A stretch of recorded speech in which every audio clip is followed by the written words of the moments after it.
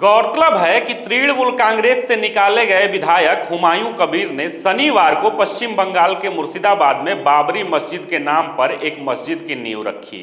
क्योंकि हुमायूं कबीर पिछले कई दिनों से दावा करते रहे थे कि 6 दिसंबर को वह भरतपुर के बेलडांगा में बाबरी मस्जिद बनवाने के लिए नींव रखेंगे, लेकिन इसी दौरान 4 दिसंबर को ममता बनर्जी ने हुमायूं कबीर को टीएमसी से निष्कासित कर दिया था और कहा था कि हुमायूं कबीर सांप्रदायिक राजनीति कर रहे हैं।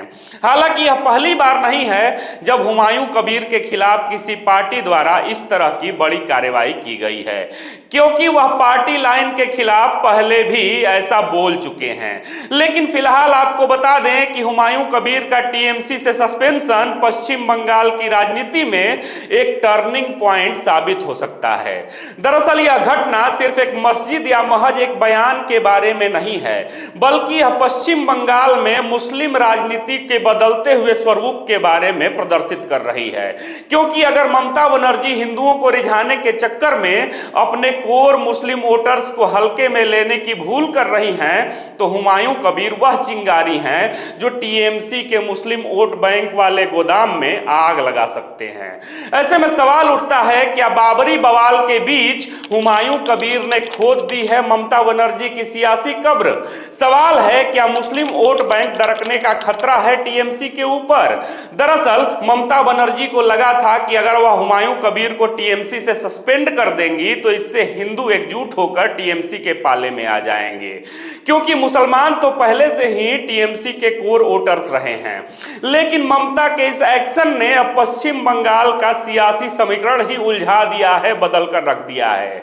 क्योंकि अब ममता बनर्जी के लिए यह स्थिति आगे कुआं और पीछे खाई जैसी वाली हो गई है।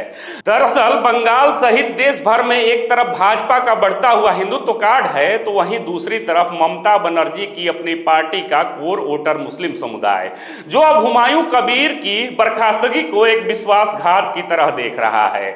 ऐसे में सवाल है, क्या आगामी विधानसभा चुनाव में ममता बनर्जी का यह दांव उल्टा तो नहीं पड़ेगा? ऐसा इसलिए क्योंकि हुमायूं कबीर कोई साधारण विधायक नहीं है, बल्कि मुर्शिदाबाद की राजनीति में हुमायूं कबीर की हैसियत एक मास लीडर के रूप में है। दरअसल हुमायूं कबीर का करियर कांग्रेस से शुरू हुआ जब वह मंत्री बने, लेकिन फिर वह तृणमूल कांग्रेस में आए। वहीं इसके बाद वर्ष 2019 में भारतीय जनता पार्टी में गए और फिर से टीएमसी में वापस लौट आए। लेकिन इतनी बार पाला बदलने के बावजूद भी हुमायूं कबीर की निजी लोकप्रियता विशेषकर भारतपुर और रेजीनगर के इलाके में कभी कम नहीं हुई। दरअसल हुमायूं कबीर की छवि एक ऐसे नेता की है जो मुस्लिम समुदाय के मुद्दों पर अपनी ही सरकार से भिड़ने को हमेशा तैयार रहता है। शायद यही कारण है कि हुमायूं कबीर का यह रॉबिन हुड वाला अंदाज उन्हें मुस्लिम युवाओं और ग्रामीण वोटरों के बीच बेहद लोकप्रिय बनाता है।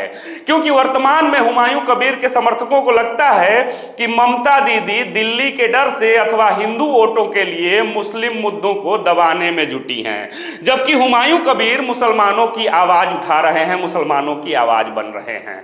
ऐसे में गौरतलब है कि हुमायूं कबीर का बाबरी मस्जिद वाला यह दांव अब ममता बनर्जी के लिए गले की हड्डी बन गया है।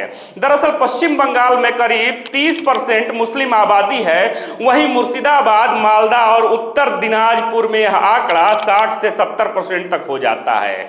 ऐसे में हुमायूं कबीर का यह सस्पेंशन मुस्लिम समुदाय में यह संदेश दे सकता है कि ममता बनर्जी अब सॉफ्ट हिंदुत्व की राह पर निकल चुकी हैं, क्योंकि बाबरी मस्जिद के नाम पर अब टीएमसी अपने ही विधायक का गला घोट रही है। वहीं अगर यह नैरेटिव जमीन पर सेट हो गया तो पश्चिम बंगाल के चुनाव में टीएमसी को इसका भारी नुकसान भी उठाना पड़ सकता है।